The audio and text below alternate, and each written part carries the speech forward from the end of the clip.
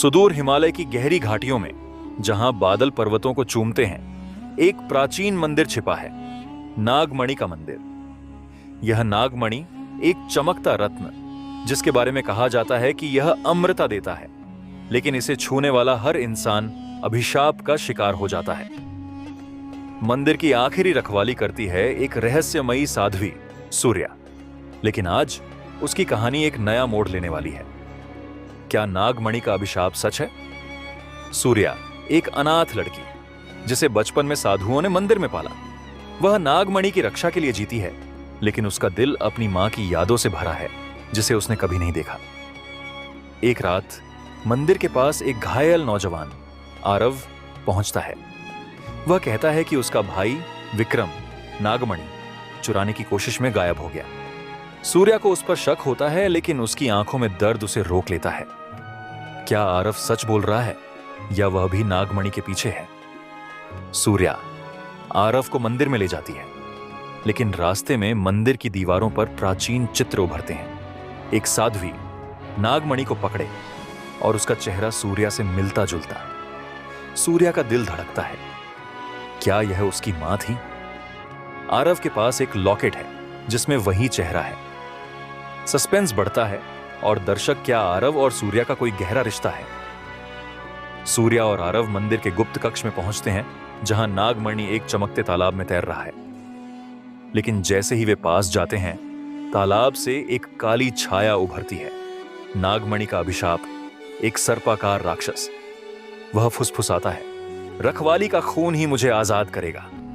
सूर्या डरती है, लेकिन आरव उसे थाम लेता है। वह खुलासा करता है कि उसकी मां भी मंदिर की रखवाली थी और नागमणि के अभिशाप में फंस गई थी। क्या सूर्या का भी यही अंजाम होगा? आरव बताता है कि उसका भाई विक्रम लालच में नागमणि लेने आया था, लेकिन अभिशाप ने उसे छाया राक्षस में बदल दिया। सूर्या को अपनी मां की डायरी मिलती है, जिसमें लिखा है, मेरी बेटी नागमणि को बचाना, लेकिन अपने दिल को नहीं। सूर्या की आंखें भर आती हैं। वह समझती है कि उसकी मां ने उसे बचाने के लिए खुद को कुर्बान किया। दर्शक भावुक हो उठते हैं और सस्पेंस बढ़ता है जब छाया राक्षस हमला करता है। क्या सूर्या और आरव बच पाएंगे?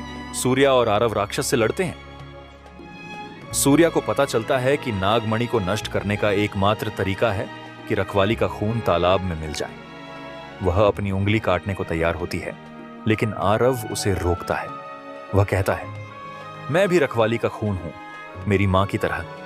सस्पेंस चरम पर है। क्या आरव खुद को कुर्बान कर देगा? अचानक विक्रम का छाया रूप प्रकट होता है और वह आरव पर हमला करता है। सूर्या अपनी मां की हिम्मत को याद करते हुए नागमणि को तालाब से निकालती है और उसे अपने खून से भिगो देती है। एक चमक के साथ राक्षस गायब हो जाता है और विक्रम वापस इंसान बन जाता है, लेकिन नागमणि टूट जाता है और सूर्या बेहोश हो जाती है। दर्शक बेचैन हो उठते हैं। क्या सूर्या बच पाएगी?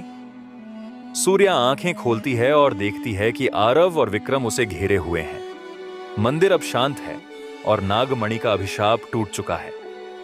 सूर्या को अपनी मां का लॉकेट मिलता है, जिसमें एक तस्वीर है उसकी मां और आरव की मां, दोनों बहनें। सूर्या और आरव भाई बहन हैं। यह खुलासा दर्शकों को भावुक कर देता है।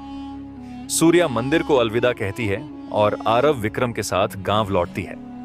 वह अपनी मां की डायरी को गले लगाती है और कहती है, तुम्हारी रखवाली अब मेरे दिल में है।